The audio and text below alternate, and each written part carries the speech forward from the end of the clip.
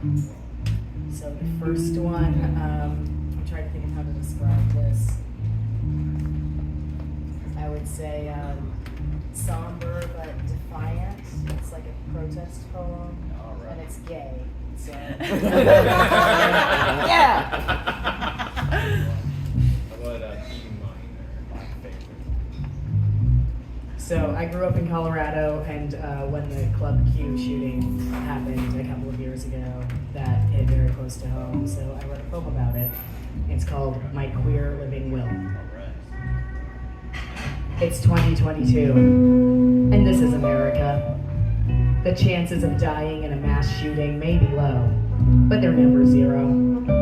And if one day some man with a gun snaps, if I'm finally in the wrong place at the wrong time, if someone guns me down in some misguided play for glory, or a desperate attempt to commit suicide by cop, if I end up one more number on a spreadsheet, one more photo at a vigil, one more name among dozens at this year's T-Door, if I die in a hail of bullets, please, Jesus or Allah or Buddha or whoever is out there, all I ask is this: let me die in a gay bar.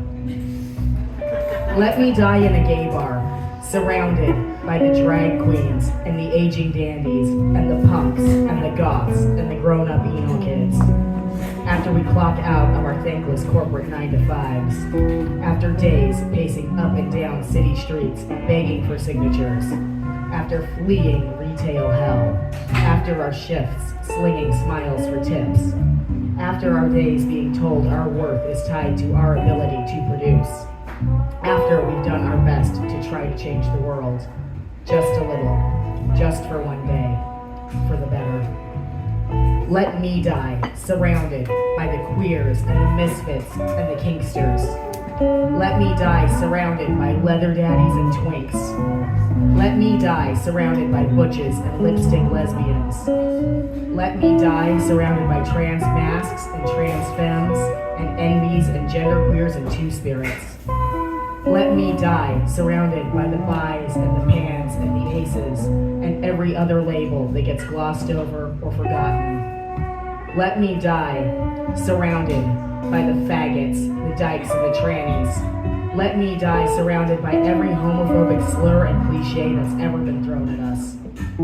Because we have always been here, and we will not go back into the closet quietly. We will not disappear, and we will not be made invisible or small or afraid ever again. Let me die in my home away from home, because at the end of the day, all we have is each other. Let me die surrounded by my friends, my family, my allies, by all of my past and present and potential loves. Let me die remembering Marcia and Sylvia on the steps of Stonewall.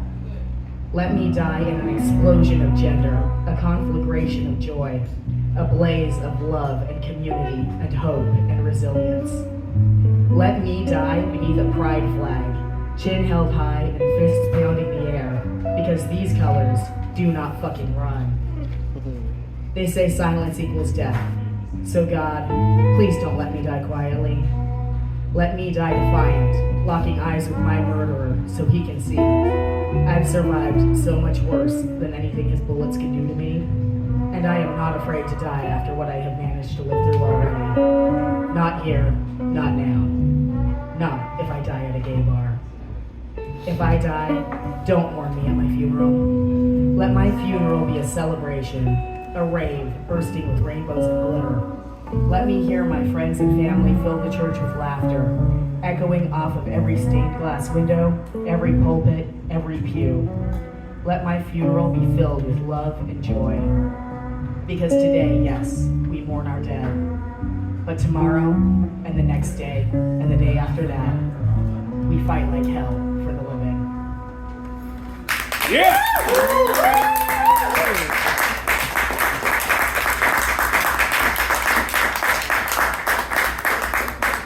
This next one is a little lighter.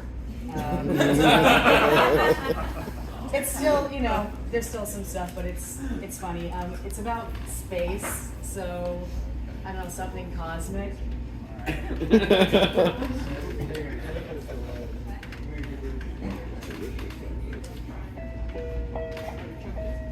This one is called Where the Stars. I want to shine like diamonds, like a million points of light scattered through the sky. A sea of celestial fire churning, blazing through the dark so hot that you and you and you and everyone you know can see me through the distance, through the echoing abyss of the universe, breaking down the barriers of mortality and time so that my luminance can shine long after the nuclear core in the heart of me has stopped burning. Because no one tells the stars that they gleam too bright. No one says to Sagittarius, "Hey girl, think you can turn things down a notch? Let some other extraterrestrial bodies glimmer for a while? We can see your glare reflecting off the moon from here. Don't you think that's bright enough?" And when it rains, no one blames the constellations for the clouds. No one asks how they could let this happen. No one tells them it's their fault when turmoil strikes the skies. And no one blames them for the floods that follow. Because no one tells the sun she burns too hot. No. My ancient ancestors bled, carving themselves to pieces bit by bit, cracking open bone and tearing it viscera to reveal that pulsing core, powered by flesh and electric shock, presenting their sacrifice in the desperate hope that the sun could be persuaded to be merciful, but never daring to command. And every morning, somehow, the sun still rises, and every night, somehow the stars align. And though they're ever shifting, whirling, soaring, dancing through the sky, and though, yes, even stars must someday die, their light shines on and on and on, until, unless it reaches the end of the universe, if this universe even has an end. So I want to shine like diamonds. I want to be a spark in the sea of stars. And I don't want anyone to ever again presume to tell me I should dim my blaze, to freeze the burning fusion flowing through my veins, to shrink myself until the space and time I occupy collapses inward. At least, not without offering a human sacrifice or two.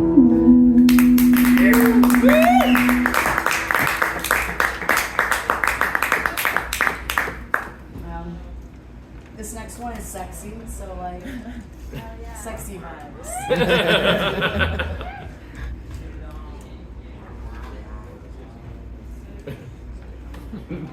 Is it also gay? It is also gay. Trans. It is trans and gay and sexy. I'm shocked. Oh, and brown. Did you say and brown? And brown. And brown, yeah. This one is called A Poem for All the Boys I've Yet to Love. When my eyes drift closed at night, I dream of brown boys. Boys with skin the shades of sand and soil, with eyes dark and deep as a starless sky. Our fingers locked together like ancient roots, intertwined in a delicate dance. Still fresh scars arcing tight across the contours of our chests to show each expert cut endured beneath the world's razor-sharp scalpel. Hearts fluttering beneath our battered rib cages, pummeled by pressure from all sides, but still daring to hope. When I'm alone, I picture rainbows of boys, spectrums of earthly hue. The quiet endurance of mahogany and chestnut, cinnamon and cedar beneath my calloused hands.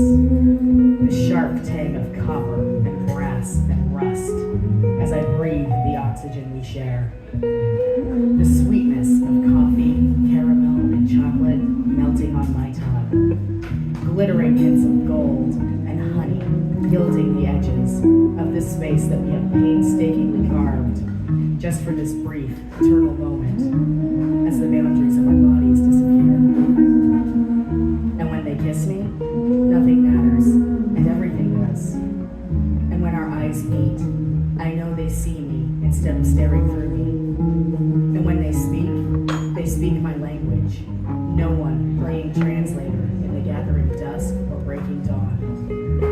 And when they hold me, the world finally seems kind. And when they bend beneath my body, when they sigh into my mouth, when their impossibly strong frames and impossibly soft skin shudder against me, against all past probability and protective logic, still willing to yield and fighting me inside, I wonder to myself, what will blossom when these seeds we've planted finally burst into bloom? When I close my eyes at night, I dream of boys with bodies that feel like home.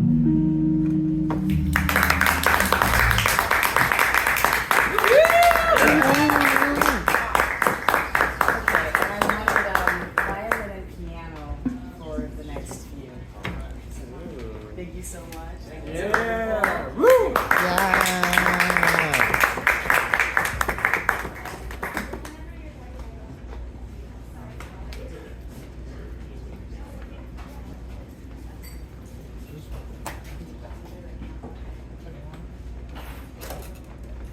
Roasting. It's hard to tell. I can't really tell how loud it is.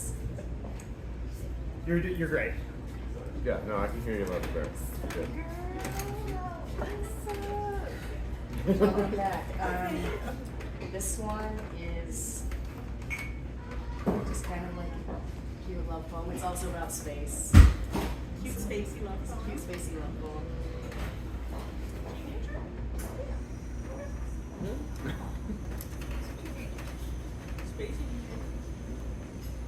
I write about space a lot. This one is called The Celestial Body.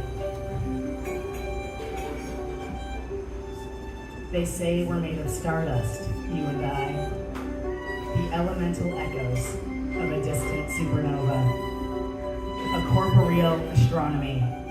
Our atoms fused and forged within the furnace of a distant sun.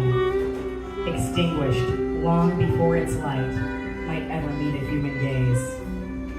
Across the arc of human time and space. Drawn by a heavy hunger. A certain gravity, immutably wrenching our catastrophic elements into a brief and disastrous biological geography. Inner oceans passed in blood and bile, continents of straining skin and sinew, a core of fragile bone to shape our substance, and rivers of electric impulse crashing against the shores of consciousness until we shatter into cosmic dust once more. And when I look unblinking in your eyes, I can see each star from long forgotten skies that burned and glimmered, blossomed, burst, and died to bring your celestial body into life.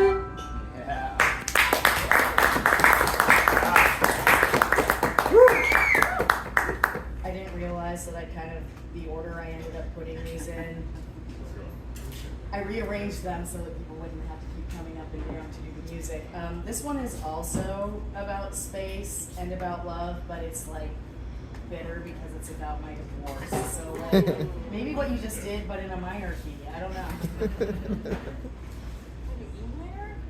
I was trying to space out the Spacing out the space? Great. We're spacing out the space, but it's not happening. Space for that. Yeah. Say space again. Space. We'll make space for you. And fun. We can do it in D minor. Why do you have a sonic screwdriver? Why wouldn't I?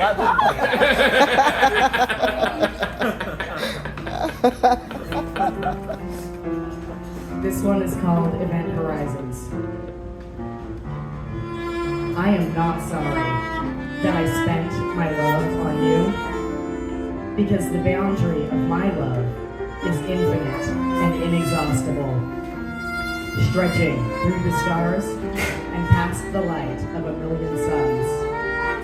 And my gratitude for what was good, and in the dark spaces between the searing galaxies of pain, yes, so much was good. lives on in the surf and the sea, the mountains and valleys, the craters and caverns of unending alien worlds. And despite everything, you showed me vistas I had never glimpsed before. I am sorry for the days, the hours, the minutes, wasted waiting to be seen, toiling, trying to be heard, spent longing for your warmth, engulfed in the cold silence of vacuum, for the lost moments converted into empty entropy. My love is unending, enduring, unconditional. But time on this world is short, so swift, so scarce. And now, there are infinite new universes to explore.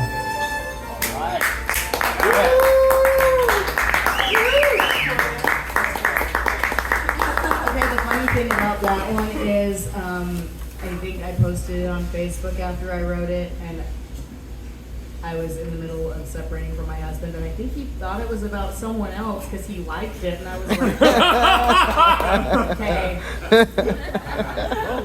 And then I was trying to figure out how to fill a whole half hour. I'm only at like 15 minutes. So I have a couple of short stories. This next one was published in an anthology called Your Body Is Not Your Body. It's an anthology of trans weird horror. And it's a benefit anthology where the proceeds are going to help trans youth in Texas. So if you like this, you should buy the whole book. I don't get any money from it, but it goes to charity, so it's for a good cause. So this is, it's body horror, trans body horror. It's about drowning, something, yeah. Do you just want to stay in the same key? Yeah, I'm gonna let you start and I'm gonna follow. Great. So this one is called Sea Flowers. Never trust a drowned woman. That's what they say. She's known too much heartache, too much pain. Down at the bottom of the ocean, where it settles heavy as iron anchors, where the barnacles and rust take root. And even the ebb and flow of the water simply can't dislodge the unsightly stain of so much history. And if you meet a drowned woman, never ask her name. Once you know her name, her words have meaning. And when she speaks, the spells she weaves will change you. The syllables like snares pulled taut. The lines of her drawn into nets designed to hold you fast as she spins her solemn stories. And if she offers to show you her garden, refuse. Never ask to see where her sea flowers bloom. Because once you've seen them blossom, pulsing in the water like beating hearts, red leaves and vines whispering with the beat of the waves like angry scars, like living veins, no rose will ever look the same. Never ask a drowned woman her secrets.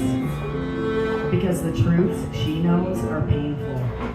The agony she's seen as she clawed desperately against the tide, gasping mouthfuls of salt in search of something approaching air.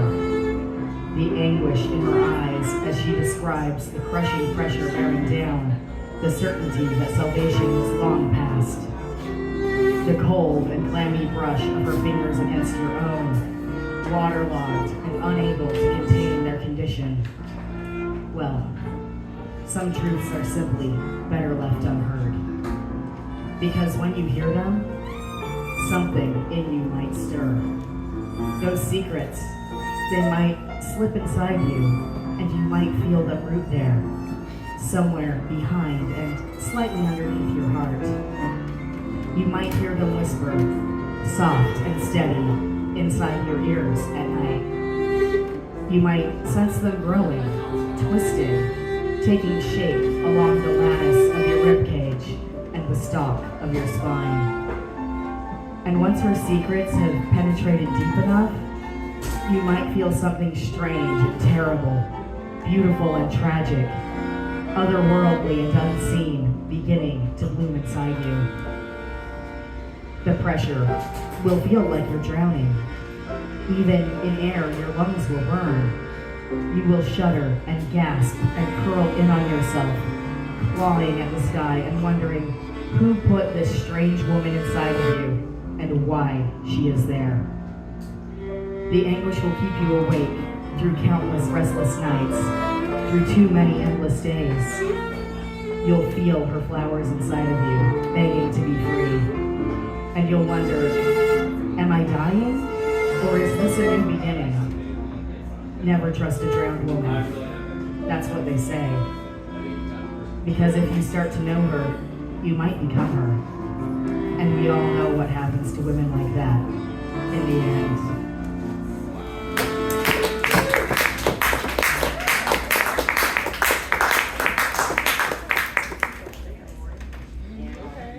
Okay, so this last one is really, really silly because I thought I wanted to lighten the mood. Thank you.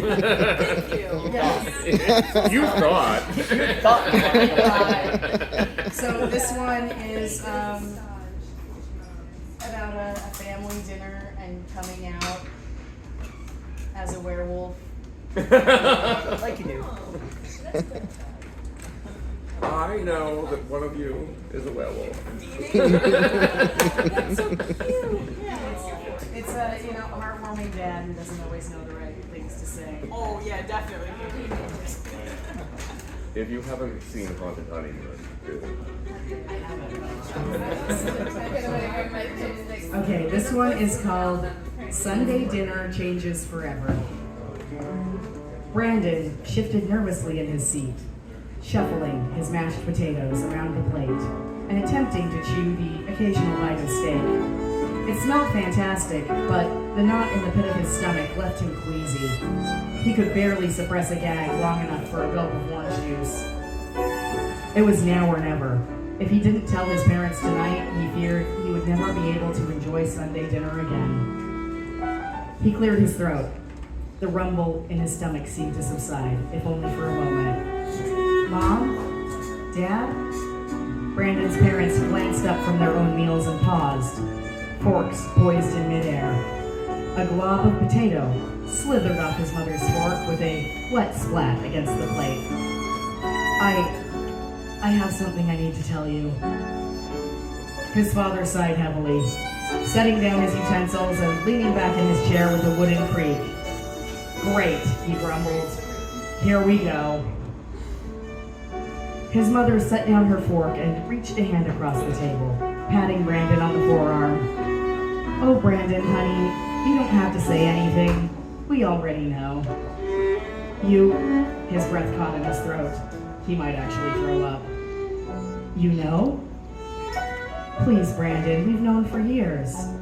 She smiled a wide, sympathetic, only slightly patronizing smile. Don't you worry. We love and accept you no matter what. His father nodded.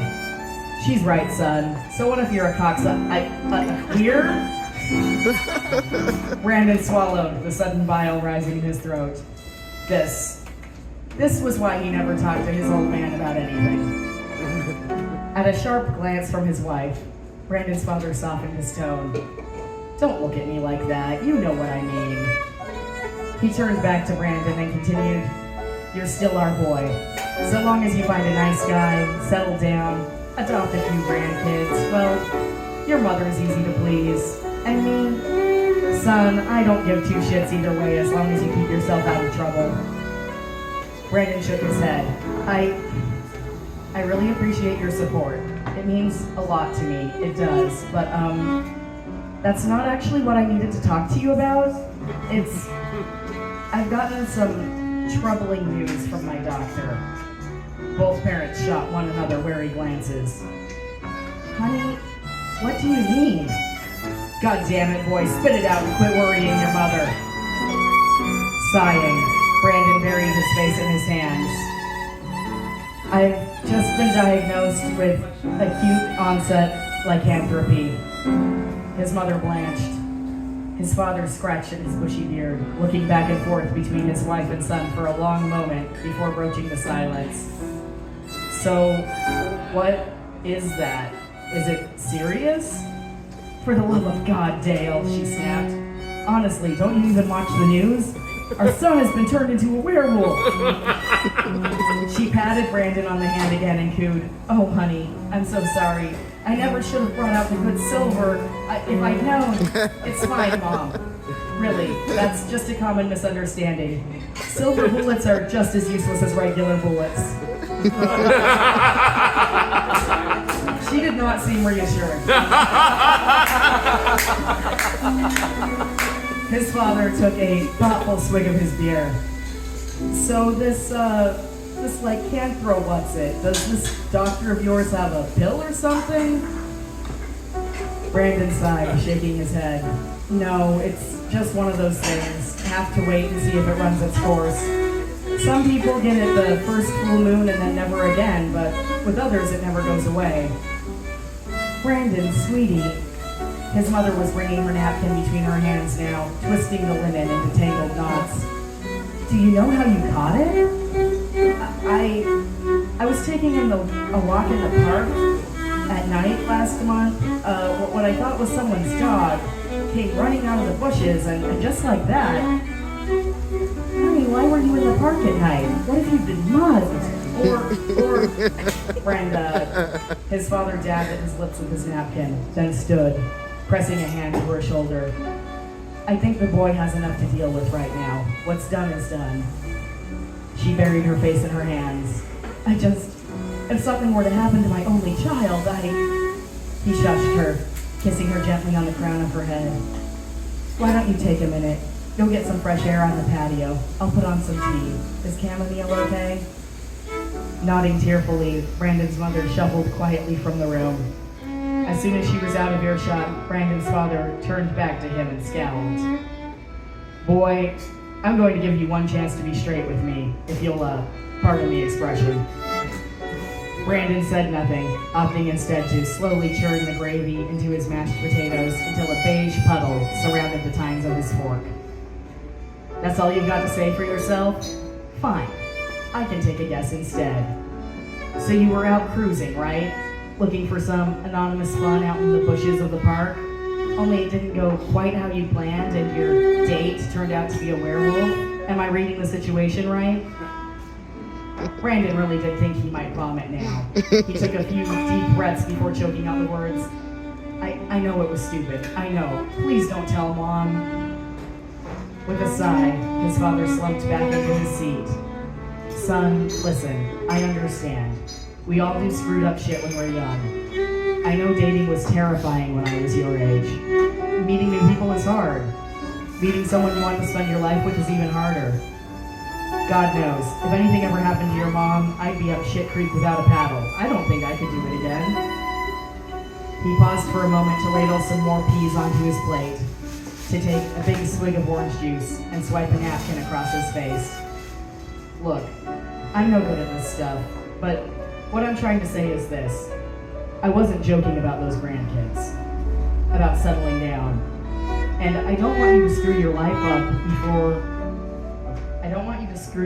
all up before you even have a chance to start a family of your own. So I won't tell your mom, but you have to promise me you're going to stop thinking with your dick and actually find a guy who gives a damn about your future. We got a deal?" The lump in Brandon's throat had finally softened. The rumbling in his guts had gone still. "Yeah, Dad," he said. "We got a deal." Woo!